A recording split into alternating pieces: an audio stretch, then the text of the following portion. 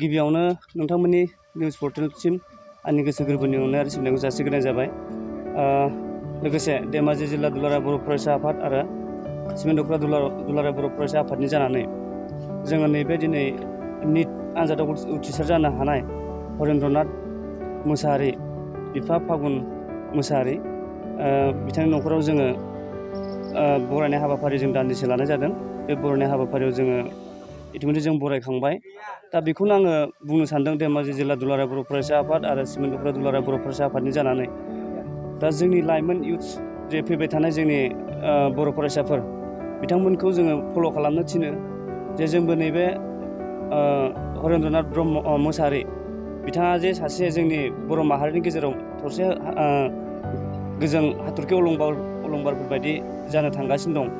दा बेफोरबायदि जोङो सासे आरो इयुनफ्रावबो जोङो हरेन्द्रनाथ मोसाहारि बायदि जोंनि इयुन फरायसाफोरा फैबाय थानाय फरायसाफोरा बिथांमोनबायदि फल' खालामनानै निट आनजादाव उथ्रिसार जानो हायो आरो गावबा गावनि जिउखौ मोनसे लामाजों थांनानै दैदेनलांनो हायो आरो जोंनि बर' माहारिनि गेजेराव सासे सुबुं धोन सम्पद जानानै थानो हायो। बेखौ आङो धेमाजि जिल्ला दुलाराय बर' फरायसा आफाद आरो सिमेन्ट दख्ला दुलाराय बर' फरायसा आफाद जानानै आङो खावलायो।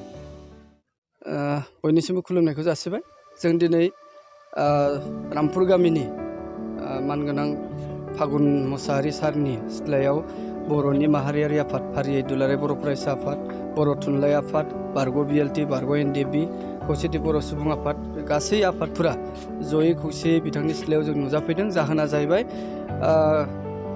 NTA नेशनेल टेस्टिं एजेन्सिजों सामलायजानाय निट आनजाद बिनि रिजाल्टखौ मैया फोसावनाय जादों।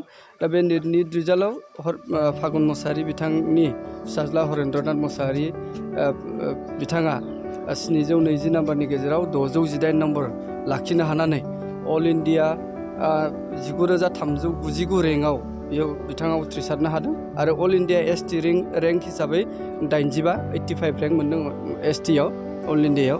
दा बेबायदि हिसाबै उथ्रिसारनो हानायखौ जोङो खौरांखौ मोननानै जों गासै आफादा हरेन्द्रनाथ मोसाहारि फंबायखौ जोङो थुलुंगाखांनायजों लोगोसे बरायनाय हाबाफारिखौ जों लाफैदों।